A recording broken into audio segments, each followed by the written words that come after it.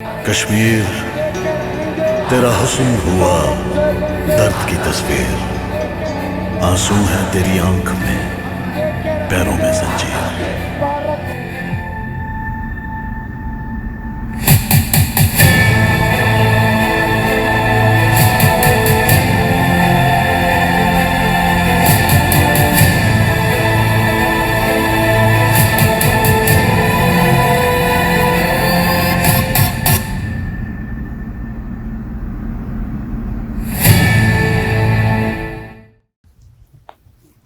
अस्सलाम वालेकुम नाज़रीन, आग में मेज़बान वक़ार अली ख़ान हाजिर खिदमत है प्रोग्राम द कश्मीर पॉइंट।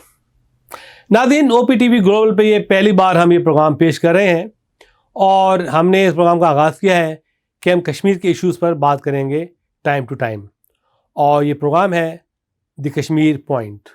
इसमें हम कश्मीर के बारे में डिस्क्राइब करेंगे, बताएंगे मकबूजा कश्मीर में, आज़ाद कश्मीर में क्या कुछ हो रहा है। जैसा आप जानते हैं कि 1947 के बाद ये डिस्प्यूट चला आ रहा है और इसको डिसाइड होना था बहुत पहले, और इस सिलसिले में एक रेजोल्यूशन भी पास हुआ था यूनाइटेड नेशन में जो आज तक मौजूद है, लेकिन उस पर अमल दरामद नहीं हुआ और अब कश्मीर को बिल्कुल एक जेल बना दिया गया है और काफ़ी जुल्म सितम हो रहा है वहाँ पे, और दुनिया आंखें बंद करके बैठी हुई है। अब हमें देखना ही है कि हम किस तरीके से ये पॉइंट आगे लाएं और लोगों को एजुकेट करें। एक्चुअली बहुत से लोगों को मालूम ही नहीं है कि दरअसल कश्मीर का इशू है क्या, कहाँ से ये इशू शुरू हुआ, किसने ये डिस्प्यूट क्रिएट किया, कौन इसके अवामिल थे। तो यही सब कुछ हम बताने के लिए आज लेकर आए हैं प्रोग्राम द कश्मीर पॉइंट। बुलाए फरमाइए ये report. Kashmir is the unique masterpiece of beauty of nature. It is characterized by lush green fields, fretting and fuming streams, meadows and pastures, low and high-rise mountain peaks, beautiful lakes, diverse seasons, ravishing and enchanting scenes, pleasant environment and bracing atmosphere. Its people are known for their hospitality, traditions, civilization, and in particular for their religious identity. The creator of this universe has bestowed upon Kashmir every color, splendor and happiness, and thus is known for its proverbial beauty the world over. The ravishing beauty of Kashmir and its civilization became the subject of writings of well-known poets and writers. Heaven on earth, paradise of Indies are a few of the vast numbers of descriptive expressions used to describe the beauty of Kashmir. Shah Jahan the king, one of the greatest kings of Mughal dynasty. Shah Jahan, who was responsible for the building of that great monument which the world knows as Taj Mahal. It is said that Shah Jahan, after having visited Kashmir, after having seen the beauty of Kashmir, he said, if at all there is paradise anywhere in the world, that paradise is Kashmir. But unfortunately today that paradise does not exist anymore. That paradise has become the hellfire. It has become the killing fields for the people of Kashmir. The Vale of Kashmir was happy indeed for outsiders, but not so happy for its own inhabitants, and perhaps the very natural beauty became the source of misfortune for its residents because it attracted invaders, aggressors and exploiters. Kashmir is located in the heart of Asia, surrounded by Pakistan, China and India. Its area is 86,000 square miles. Its population is over 12 million, including 1.5 million refugees in Pakistan and 0.5 million expatriates. Kashmir is not only one of the most beautiful places on earth, but it is also the venue of longest struggle for peace and freedom. The modern history of Kashmir is a sad story. Hardly any region in the world has been as unlucky as was Kashmir in the matter of governance during the last 2 centuries.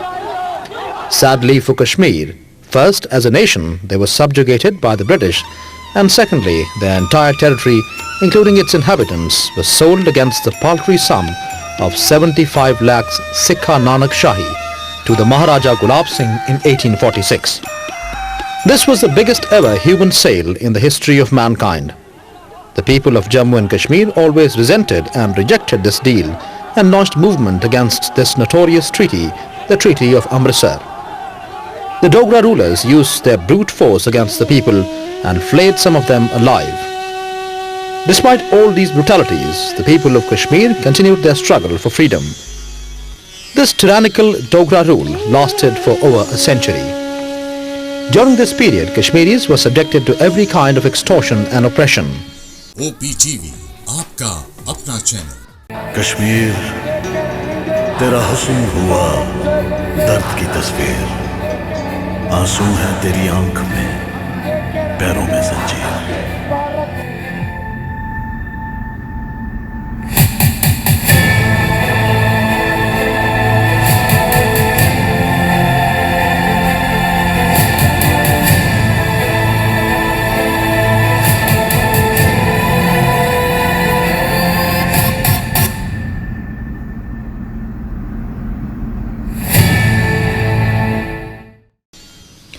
1947 has special significance for the people of the subcontinent, as during this year they won freedom from British colonial rule.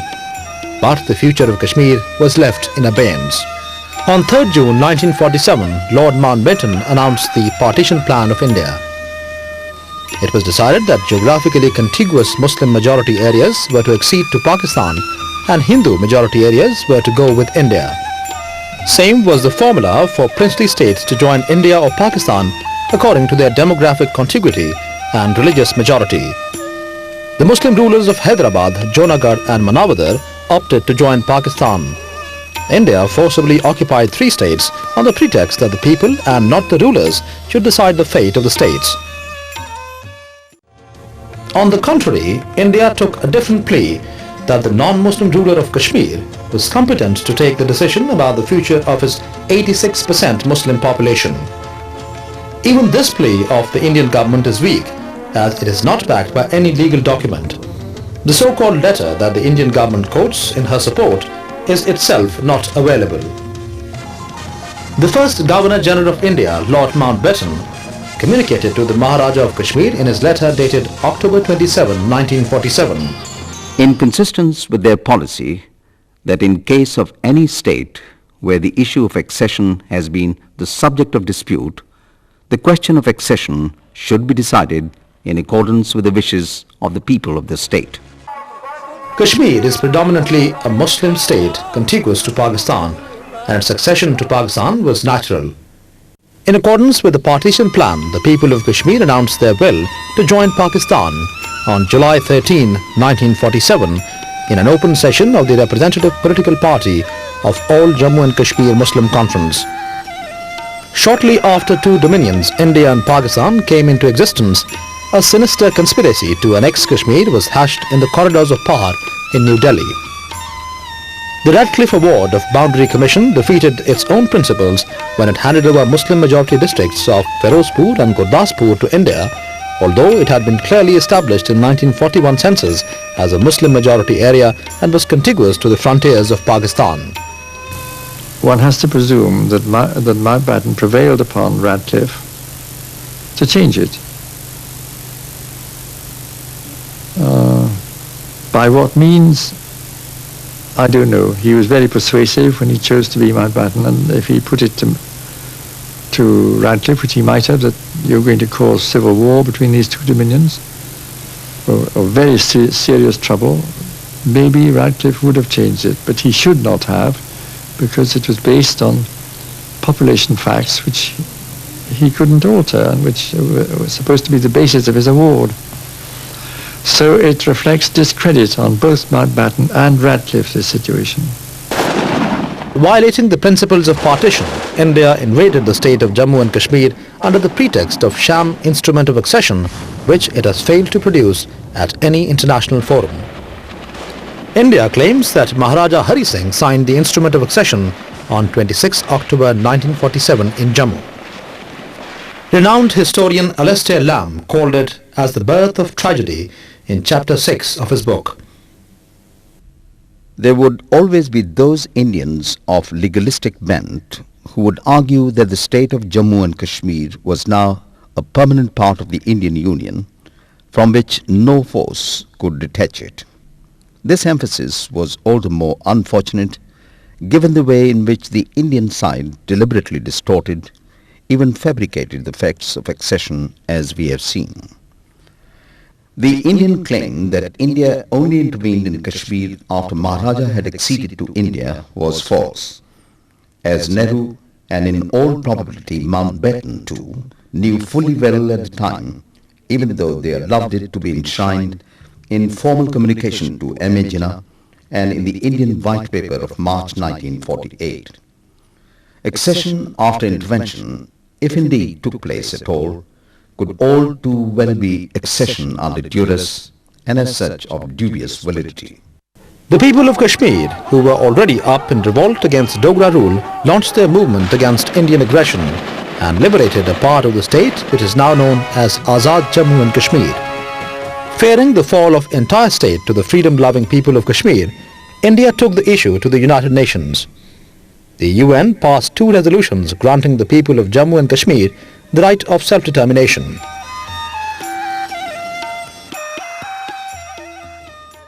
The question of accession of the state of Jammu and Kashmir to India or Pakistan would be decided through the democratic method of free and impartial plebiscite.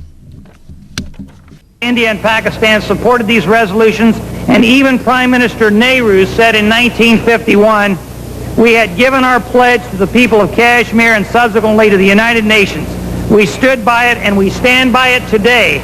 Let the people of Kashmir decide. This resolution is still on the books. It's still in effect at the United Nations. The government of India should live up to a commitment that it made in the United Nations when they promised that the people of Kashmir would be given a plebiscite. First Indian Prime Minister Jawaharlal Nehru reiterated its commitment that people of Jammu and Kashmir will be given an opportunity to decide their future through free and fair plebiscite under UN auspices.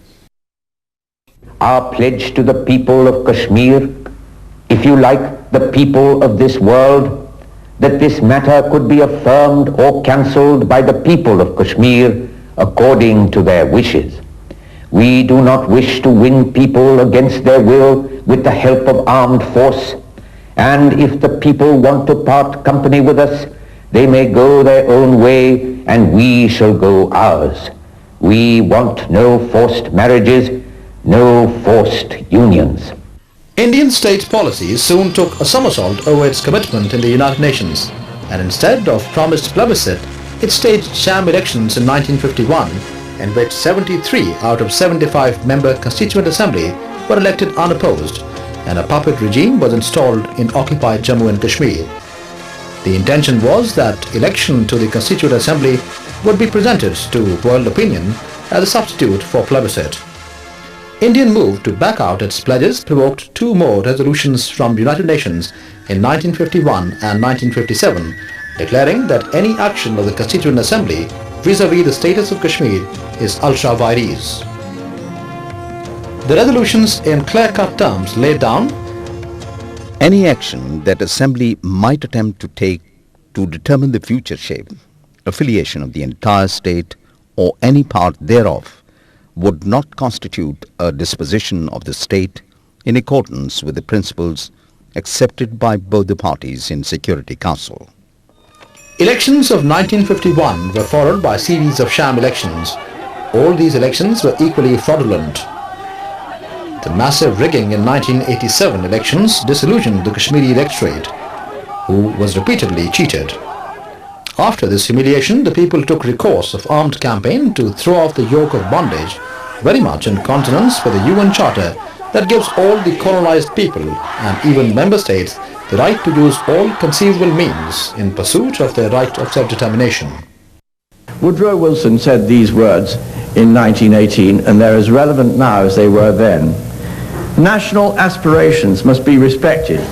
Peoples may be dominated and governed only by their consent. Self-determination is not a mere phrase. It is an imperative principle of action. People of Kashmir did try peaceful meetings and demonstrations, probably one of the largest ever witnessed in the history of the world in the early part of 1990, when an estimated over a million people turned out into the streets of Srinagar. But what happened to those peaceful demonstrators? Those people were gunned down, they were beaten and arrested. And the response of the Indian authorities to peaceful demonstration has been to unleash a reign of terror. The sole objective of this uneven battle of a tiny nation against a mighty power is to draw attention of international community towards the colonial face of India in Jammu and Kashmir. India held sham elections once again in 1996. It was in fact a crackdown on voters. To hide its heinous crimes and to hoodwink the world opinion, India again repeated the polls drama in 2002. During these elections, people were beaten and herded to the polling stations like sheep. The international media termed these elections as a murder of democracy. The Indian media also admitted that despite worst coercion, the turnout was lowest ever. During the last 14 years, the brute legions of Indian occupation forces laden with the state-of-the-art killing machines are wreaking havoc on helpless Kashmir society. They are engaged in wanton vandalism, genocide of Kashmiri Muslims with no compunction. Over 7.5 lakh Indian troops are round the clock engaged in massacre, mass arrests, arson and humiliation of Kashmiris. I think it is clear now that the imperative of reaching a solution to the dispute in Kashmir has become an international issue of the highest priority. The world must pay attention. The world is held hostage to this tragic conflict, which goes against all of our time-honored faith, not only in self-determination, but in democracy, in development. In Srinagar, you have more than 500,000 troops barracked within 5 minutes walk. Are they doing anything about developing the infrastructure of the region? No. What they do is to terrify young people and young students if they see them smirking or laughing or joking or walking in the street, and sometimes they take them away and they're never seen again. I flew into Srinagar, and on the way back to the airport, my doctor friend who was driving me, we were stopped 5 times within 150 yards before reaching the airport, each time by a different unit of a different regiment of the Indian Army. And at the 4th time, and each time we were asked to get out of the car, my bags were looked at, his car was looked at under the hood, we were body searched, we got back into the car, and finally I said to him, why do they keep doing this time and time again? He said, they don't trust each other. Now, if the Indian troops don't trust each other, how can the people who they are supposed to be protecting and defending trust them? Since 1989, more than 83,000 have been martyred. Thousands of youth have been tortured to death in custody. Villages and towns torched. Markets and bazaars have been razed to ground. Houses of political activists have been blasted. Attempts have been made at the lives of political leaders of the freedom movement. Intellectuals, professors, doctors, human rights activists and scholars have been eliminated. Religious places and mosques have been desecrated and demolished. The desecration of the historic Dargah Hazrat Bal Shrine and sacrilege of Charare Sharif Shrine are but some of the illustrations. Kashmir में बहुत गुनाह हुए हैं, बहुत गुनाह हुए, ये मैं कबूल करता हूं। कश्मीर के लोग दुखी हैं, ये मैं जानता हूं, मैं वहां जा चुका हूं। लेकिन भारत के लोगों को असलियत का एक दूसरा हिस्सा दिखाया जा रहा है। तो पूरी असलियत जो है वो भारत के लोगों के सामने रखनी होगी और भारत को अपनी पोजीशन बदलने के लिए तैयार कराना होगा। मुझे यकीन है कि ये हो सकता है। India said we will have a plebiscite to find out the wishes of the people. That has not been done. That has to be recognized. India should be reminded of her promise. Kashmir का मुसलमान है, उस पर जो अत्याचार हुए हैं, उस पर जो बीती है, क्या मैं उसके बारे में नहीं सोचता हूं? ये तो गलत होगा। मैं बहुत दुखी हूं, मैं शर्मिंदा हूं। Kashmiris are the victims of massive abuses and gross violations of human rights by India, where United Nations recognizes their right to determine their future through fair and impartial plebiscite under UN supervision. Article 51D of Indian Constitution encourages settlement of international disputes by arbitration. Violating their own constitutional requirement, India now rejects involvement of third party and is not prepared to enter into bilateral dialogue with Pakistan. This dispute has caused 3 major wars between India and Pakistan in the past and has forced all its neighbors in arms race at the cost of their economic development. Until India agrees to take a peaceful option to settle its outstanding issues with its smaller neighbors, war, miseries and weaponization at the cost of economic prosperity of 1.5 billion people of South Asia, most of them Indians themselves, will continue. In the 21st century, when all states are settling their political differences with peaceful sophistication, the international community may take the lead in settling the longest outstanding issue of Kashmir. OPTV, आपका अपना channel. Kashmir तेरा हुस्न हुआ दर्द की तस्वीर, आंसू है तेरी आंख में, पैरों में जंजीर।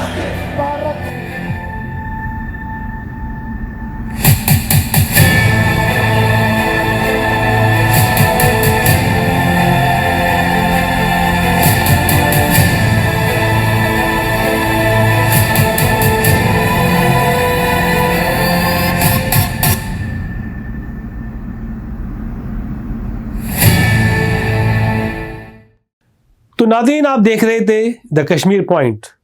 مجھے امید ہے کہ آپ کو یہ پروگرام پسند آیا ہوگا اور آج آپ کافی ایجوکیٹ ہوئے ہوں گے کشمیر کے ایشو کے بارے میں۔ دراصل یہ سالہ سال پرانا ایشو ہے اور اب یہ ایک ایسے موڑ پہ آ گیا ہے جہاں کبھی بھی انڈیا پاکستان کی جنگ چھڑ سکتی ہے اور فریش پوائنٹ پہ دونوں نیوکلیئر پاور ہیں اور دنیا کو دیکھنا چاہیے کہ اس مسئلے کو کیسے حل کیا جائے۔